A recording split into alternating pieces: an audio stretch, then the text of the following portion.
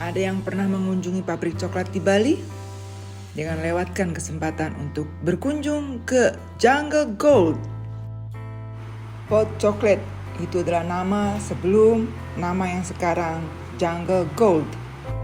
Lokasi video ini direkam ada di Kabupaten Badung. Alamat lengkap tersedia di dalam video ini. Es coklat kami. Inilah yang kita servis kepada kamu juga. Kita memberikan premium produk kepada calon customer kami juga. Oke Bapak Ibu, PT Bali Coklat ini didirikan oleh 3 orang. Yang pertama, owner kami, founder selaku Jungle Gold Coklat bernama Pak Kopi Garit. Dia salah satu warga aslinya Australia, dari warga negara Indonesia. Ya, kedua, yang sekarang oke, baik. Karena saking cintanya sama Bali, karena istrinya orang Bali. Jadi istri, no, sorry, belum istri is one. Karena satu, kalau istri itu 3. Sorry, saya salah. Ya oke, sorry. Oke, jadi kami berdua yang menjalankan PT Bali Coklat dengan brand Jungle Gold. Jadi beliau ini hadir, saya paksa hari ini dia di dalam pabrik aja olah coklat. Saya paksa untuk kita berkenalan dengan teman-teman para buyers, tentunya para owner travel dan lain sebagainya yang memang sudah sangat sering membawa tamu ke kami dan akan membawa tamu ke kami. Yang belum akan bawa tamu ke sini, dan yang sudah saya ucapkan terima kasih. Terima kasih Pak Gusti. Bapak-bapak, ibu-ibu, selamat pagi. Salam kenal, nama saya Toby. Saya asli orang Australia. Jadi saya lahir di kota Adelaide, Australia. Yang di Adelaide, ada yang sudah pernah ke Australia? Baru mimpi. Pernah ke Adelaide, pernah? Ada yang pernah ke Adelaide? Satu kali ya. Jadi ini di Adelaide ini kita ada banyak kebun anggur ya untuk bikin wine ya. Jadi ini salah satu inspirasi saya untuk bikin coklat di Indonesia, karena di Australia di mana ada kebun anggur ada yang bikin wine ya. Kalau kita jalan-jalan di kebun di Indonesia biasanya di mana ada kebun kopi, ada orang minum kopi, ya kan? Di mana ada padi, ya ada orang makan nasi. Nah, tapi di mana ada kebun kakao, tidak ada yang makan coklat. Ya, jadi saya bingung waktu saya mulai bikin coklat 2010, Indonesia nomor 3 produsen kakao di dunia, tapi tidak produksi coklat premium. Ya, kalau orang tanya coklat paling enak dari mana? Biasanya dijawab dari Swiss, dari Belgia, dari Prancis. Nah, ini negara-negara Eropa tidak punya kakao, tidak punya kebun kakao. Jadi negara-negara disebut sebagai produsen coklat yang paling enak di dunia, tidak punya pohon kakao. Kan lucu. Seharusnya negara penghasil kakao yang produksi coklat paling enak di dunia.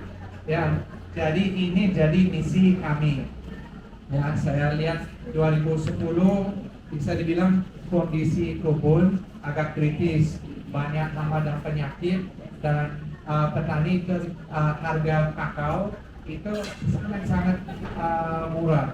Ya, jadi mulai 2010 kita mulai dengan 2 strategi. Yang strategi pertama, bagaimana kita bisa bantu petani ya untuk meningkat produktivitas di kebun, untuk meningkat mutu dan otomatis meningkat harga. Yang kedua, bagaimana kita bisa bikin coklat dari biji, ya coklat dari nol untuk jadi produk coklat, ya supaya kita bisa terus mendukung petani kakao Indonesia, ya terutama petani kakao di Bali. Ini sudah mulai kita dengan petani kakao di luar Bali juga, ya itu sudah saya merasa sudah 13 tahun lalu ya. Nah, sudah 13 tahun lalu, ya kita mulai sangat-sangat kecil. Kita bangun pabrik kita yang pertama 2012, kita bangun 2013, kita buka di desa saya dan desa Pak Gusti di Carangsari. Nanti mau ke Carangsari, betul ya? Ya, nanti kita pulau bau. Oh, mungkin ada ya, itu makanan favorit saya. Ya, jadi kita ya karena ada banyak yang dukung dan bantu kita, ya kita bisa meningkat produksi pabrik kita yang pertama, ya sampai kita bikin coklat dari jam 8 pagi sampai jam 2 pagi, ya. Karena awalnya kapasitas pabrik pertama kita cuma 1 ton per bulan, ya. Nah di pabrik ini kita bisa 1 ton per hari. Ya, karena kita banyak dibantu ya seperti dari bapak-bapak, ibu-ibu ya. Pertama itu ada kakao mudanya warna merah seperti ini dan matangnya dia bisa warna merah ke kuning atau orange. Itu namanya Criollo kakao. Ada yang kakao mudanya warna hijau dan matangnya dia warna kuning dan ujungnya sedikit ada warna hijau. Itu namanya Forastero kakao. Nah, Beda-beda ya. Untuk jenis yang ketiga ada namanya jenis kaum Trinitario kakao. Trinitario kakao ini kakaonya itu kakao mudanya warna merah sama hijau kakao mudanya. Tapi kalau udah matang 6 bulan ya dia warnanya kuning, tapi gradiasi warna kuning sama hijau. Itu Trinitario kakao. Sebagian besar yang ada di Bali Barat kita menggunakan jenis kakao yang seperti ini karena bijinya lebih besar. Namanya Criollo kakao kita Criollo gunakan. kakao. Yang di Bali Barat. Dan cara yang di Bali Barat itu tidak menggunakan bahan pestisida untuk menjaga dari hama, menggunakan namanya liquid feromon, Bapak Ibu. Liquid feromon ini baunya itu seperti serangga betina. Jadinya yang terperangkap ini serangga pejantannya. Ada juga cara kedua, pakai botol mineral. Pakai botol mineral, kasih setengah air, itu di dalamnya isi kapas, cairan feromon, kita lubangi setiap sisi atas atau leher botol mineral itu. Jadinya yang pejantannya itu masuk ke dalam, pacar saya mana? Jadinya diving, meninggoy. Oh, begitu. Itu cara kami yang ada di Bali Barat tanpa menggunakan pestisida dan juga meyakinkan di dunia internasional kita memiliki mutu kualitas kakao yang terbaik di dunia. Oke, untuk Bapak Ibu, untuk selain lalat buah juga serang kakao ini sering serang sama tupai. Tupai suka kakao. Gitu. Karena kan rasanya asam-asam manis. Kalau misalnya ada yang matang biasanya manis rasanya. Kayak vitamin C. Oke, untuk di sini kurang lebih ada 56 pohon dan matangnya ini kalau seasonnya ini dari Juli, Agustus dan juga Januari sama Februari. Oh, sini banyak. Sekarang sudah mulai musim berbunga. Panennya setahun sekali. Dua kali. Dari bunga sampai matangnya ini 6 bulan. Ini bunganya ini. Bunganya ini. Kalau misalnya ada kupu-kupu, lebah dan juga semut hitam yang mengantarkan nektar, dia akan menjadi baby kakao fruit seperti ini. Baby kakao fruit. Baby kakao. Ini berawal dari seperti ini. Nah, ini warnanya.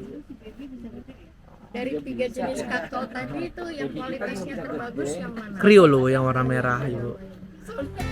Kakao. Acara Tour de Chocolate dilanjutkan ke dalam ruangan, yaitu melihat pabrik percontohan mungil yang tersedia di sini.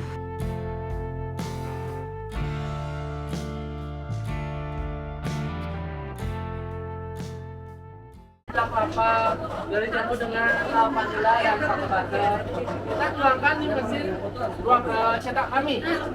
Ya, ini mesin tempering nanti untuk memerlukan suhu coklat.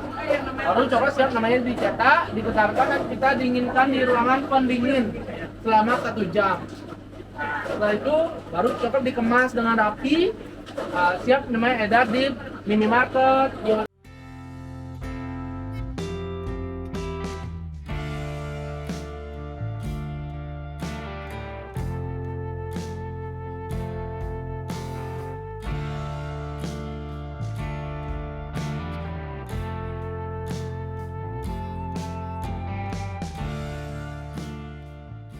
Baik Ibu, untuk proses pembuatan coklat pertama biji kakao ini difermentasi selama 5 hari. Selanjutnya itu dijemur selama 7 hari. baru namanya disangrai selama 20 menit, suhunya 150 derajat Celcius. Kemudian biji kakao ini dipecah dengan mesin winnower seperti ini.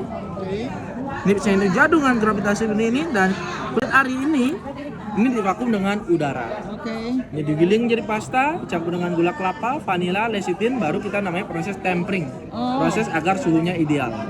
Coklat suhunya bagus, baru kita campur rasa. Ada rasa kacang, kan di sini ada rasa rujak nanas juga. Siap namanya dicetak. Ada meja getarnya untuk meratakan coklat. Didinginkan selama 1 jam, baru namanya dikemas oleh tenaga packaging kami. Ini semuanya detail kita from tree to bar. Oke, let's do healthy with chocolate. Thank you.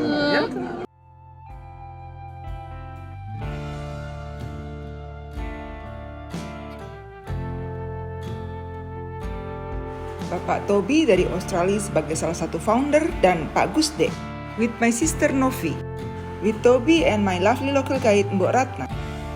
Belum cukup waktu untuk membaca, apalagi mempelajari secara detail mengenai pengetahuan tentang coklat yang disajikan dengan apik di beberapa dinding dari bangunan Jungle Gold ini.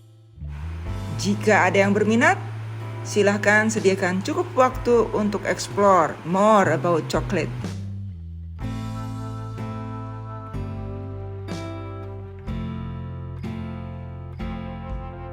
So, cheer up your day more with Jungle Gold. Ya, selamat siang Bapak Ibu. Kita akan mendengarkan peribahasa Bali yang sangat membangun pariwisata Indonesia. Silakan Bi. Seperti yang selalu saya sampaikan, kami menganut paham membangun ekosistem. Filosofi kuno orang Bali pertama yaitu Tan Ano Wong Sakti Sinunggal. Artinya alam dan Tuhan tidak pernah menciptakan manusia hebat sendiri. Jadi harus berkolaborasi, harus teamwork. Yang kedua, Tan Ano Wong Aswasti Anulus. Tidak ada manusia yang selalu benar. Jadi mari saling memaafkan dan saling mengkoreksi ketika terjadi ketidaksepakaman. Sekian. Terima kasih. Sukses buat kita semua.